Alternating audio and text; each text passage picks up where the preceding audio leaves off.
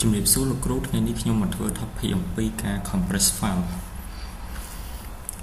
ជាដំបូងយើងចូលមកកាន់ VisualBox មកហើយយើងចុច start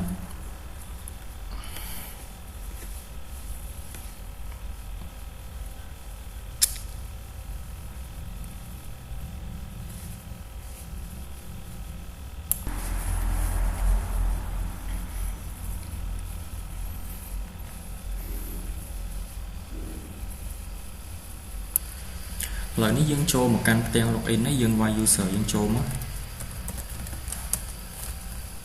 ហើយវាយ password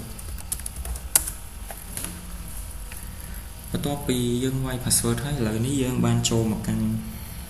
user យើងហើយបន្ទាប់មកទៀតយើងត្រូវ check IP យើងវាយ IP A នេះជា IP របស់យើងហើយបន្ទាប់មកទៀតយើងចូលមកកាន់ CMD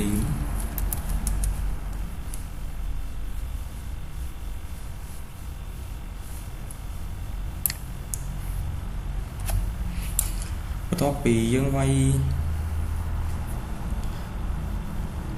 CMD ហើយយើងវាយ command sh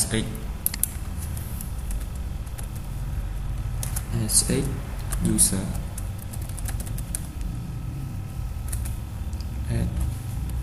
IP 192.168 ចុច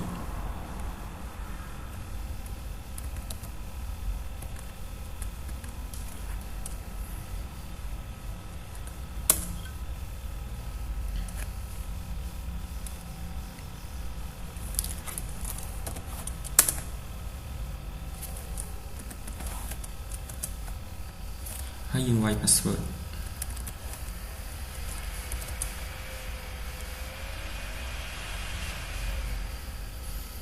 ឥឡូវនេះយើងចូលមកកាន់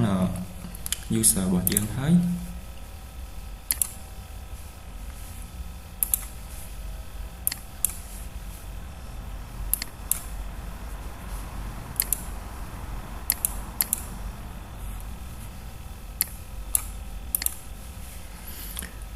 បន្ទាប់មកទៀតយើងវាយ command whoami ដើម្បី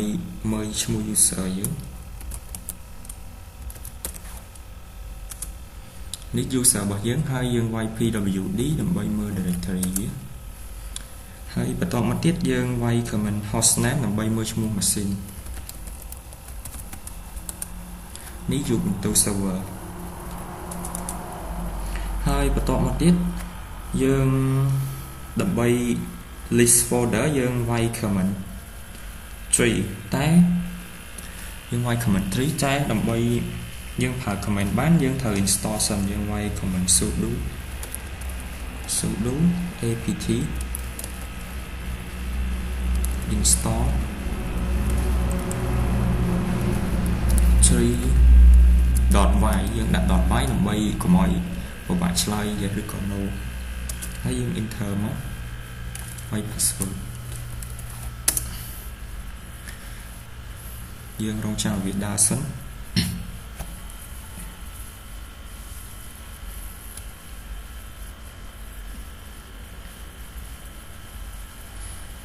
ហើយបន្ទាប់ពីយើង install រួចរាល់ហើយយើងចង់តេស្តមើលយើងត្រូវបង្កើត folder សិនយើង mk dir p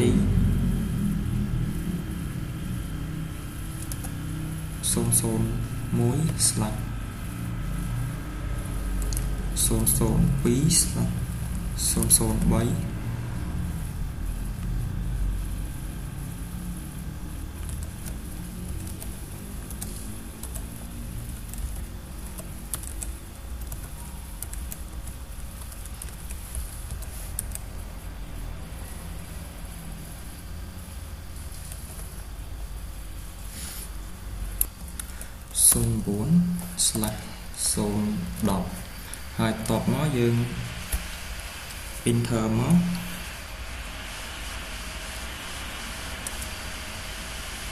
ហើយបន្ទាប់ពីយើងបង្កើតហើយយើងវាយ command 3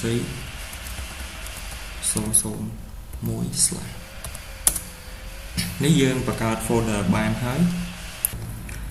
បន្ទាប់ពីយើងបង្កើត folder ហើយយើងវាយតិចដើម្បីបញ្ចូលយើងវាយ command nano c tick dot txt ហើយយើង enter មកហើយបន្តមកទៀតយើងវាយតិចយើងចូល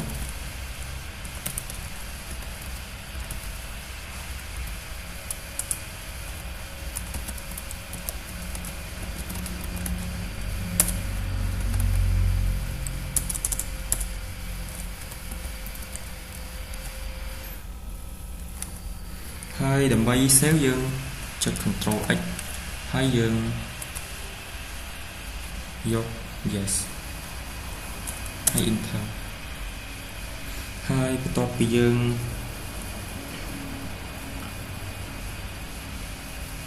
វាយតិចបញ្ចូលហើយបន្ទាប់ពីយើងវាយតិចបញ្ចូលហើយយើងត្រូវវាយ comment ដើម្បី check មើលយើងសរសេរយើងវាយ comment cap ឈ្មោះ folder ឈ្មោះ file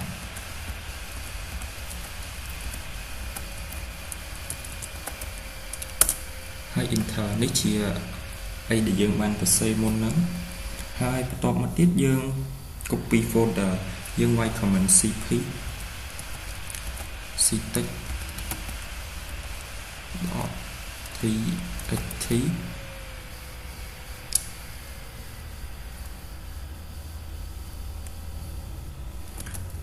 001/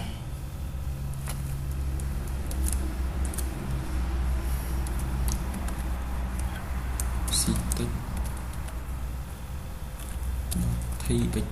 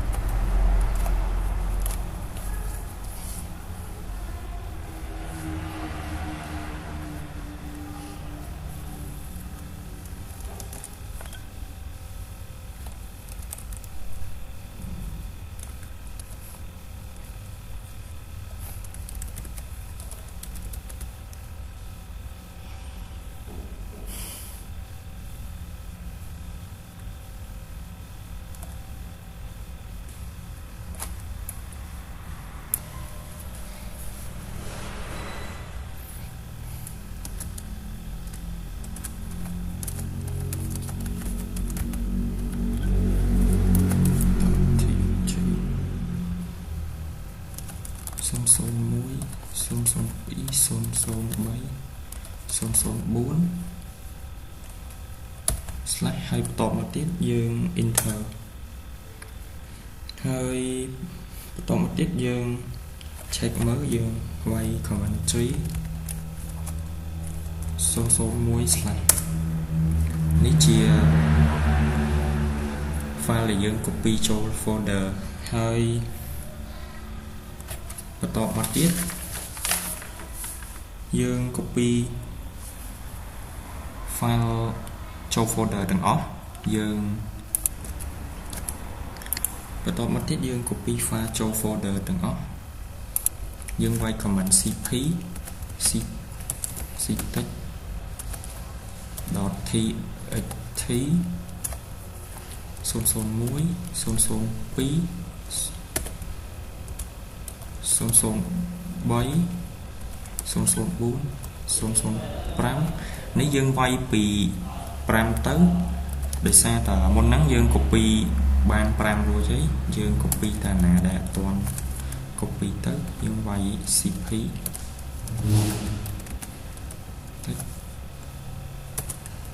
.txt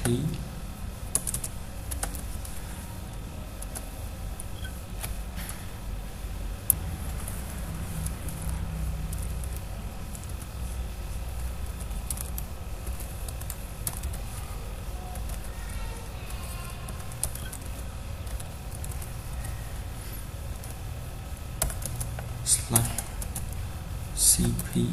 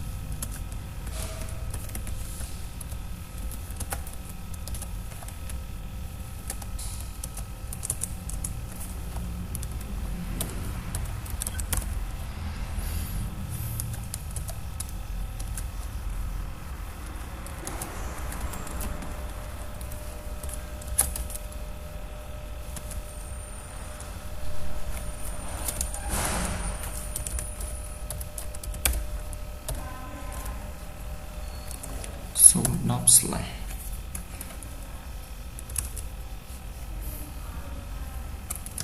ហើយបន្តមកទៀតយើង enter មកឥឡូវនេះយើងបាន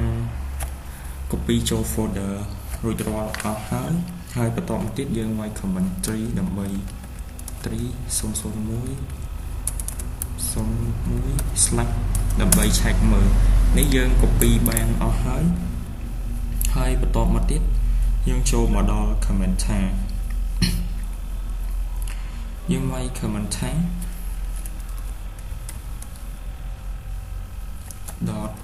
.cvf sv 11.12.tag 0.01 slash ហើយបន្តមកទៀតយើងចូលមកដល់ extract ដើម្បី extract យើងវាយ comment ថា .hvf sv 11.12.tag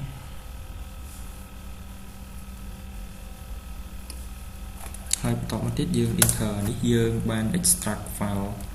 វាមកវិញហើយបន្តមកទៀតយើងបង្កើត file ថាដើម្បីបង្កើតយើងត្រូវវាយ comment ថា .cvf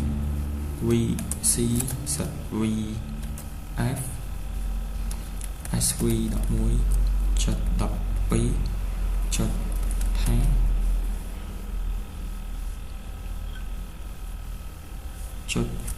.gz ហើយ sv 11.12.tag ហើយយើង enter មកនេះហើយបន្តមកទៀតយើង install zip ដើម្បីយើង zip file បានយើងត្រូវវាយ comment ដើម្បី install សិនយើងវាយ sudo apt install zip .y ដើម្បីកុំឲ្យយើងនៅឆ្លើយយ៉ាងនោះបន្ទាប់ពីយើង install រួចរាល់យើង zip folder ដើម្បី zip folder យើងវាយ comment zip យើងវាយ password សិនដើម្បីចូលដើម្បី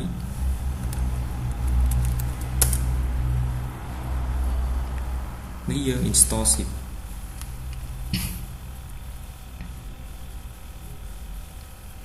នេះបន្ទាប់ពីយើង install រួចរាល់ហើយយើង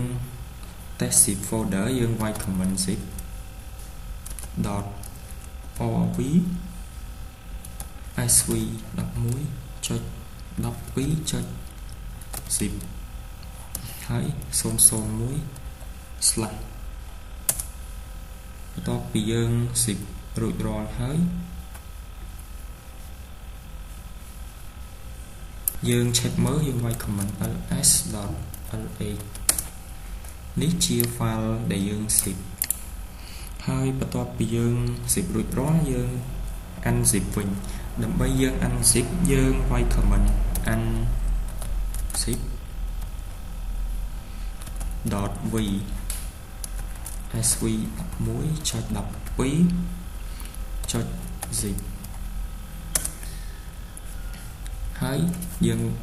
check មើលយើងវាយ ls.la ឥឡូវនេះ